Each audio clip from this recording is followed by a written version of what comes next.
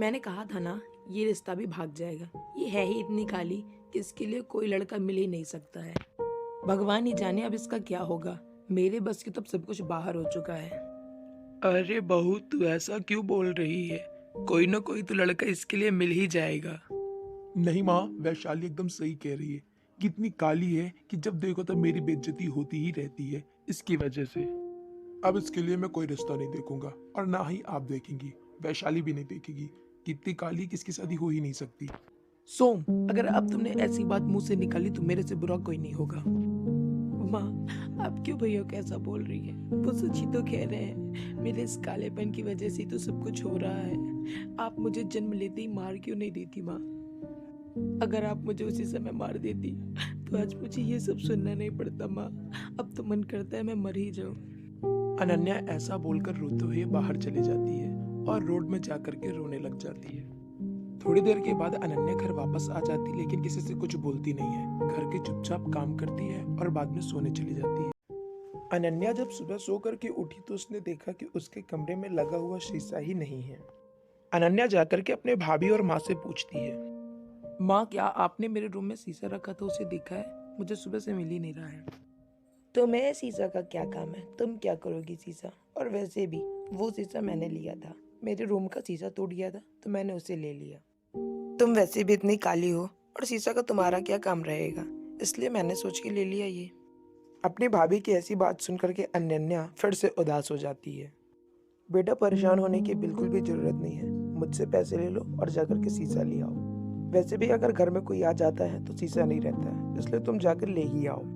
अनन्या अपनी माँ की बात सुनकर के बाजार शीशा लेने के लिए चली जाती है, लेकिन रास्ते में जाते हुए ही उसे एक बूढ़ी सी औरत मिलती है। बेटा, कुछ खाने को दे दो, मैं बहुत दिन से भूखी हूँ, कुछ खाना नहीं मिला मुझे। बूढ़ी अम्मा की ऐसी बात सुनकर के अनन्या सोच में पड़ जाती है। क्या करूँ अब मैं? मेरे पास तो केवल शीशे के लिए पैसे हैं, इन्हें दे दूंगी तो शीशा क्या लूंगी? फिर भी कोई बात नहीं, मैं इन्हें पैसे दे देती हूँ, ये कुछ खा ले, शीशा मैं फिर कभी ले लूंगी। अनन्या ऐसा सोच करके कुछ पैसे उस बूढ़ी अम्मा को दे देती है। इसके बाद फिर बूढ़ी अम्मा अनन्या से कहती हैं। बेटा, ये लो शीशा, लेकिन इसे साधारण शीशा मत समझना। ये एक जादुई शीशा है, आने वाले समय में तुम्हारे काम आएगा। इतना बोल करके वो बूढ़ी अम्मा अनन्या को शीशा देने लगी और अनन्या शीशा लेकर के वहां से उन्हें धन्यवाद करके चल दी। घर पहुंच करके अनन्या उस शीशे को अपने कमरे में रख लेती है। रूम में जाकर के अनन्या ने शीशे में अपना चेहरा देखा, जिसमें वो बहुत ही सुंदर दिखाई दे रही थी। उसी वक्त अनन्या के देखते ही देखते उस शीशे से चमकीली सी रोशनी निकली, जिससे अनन्या खूब सुंदर बन गई। अनन्या को खुद पर यकीन नहीं हो रहा था। वो भागते ही भागते अपनी माँ और भाभी के पास गई और कहने लगी। माँ, मैं कैसी दिख रही हूँ? ये सब जादू शीशे का कमाल है। मैंने जब से उसमें देखा है मैं इतनी ही सुंदर बन गई हूँ। क्या कहा अनन्या?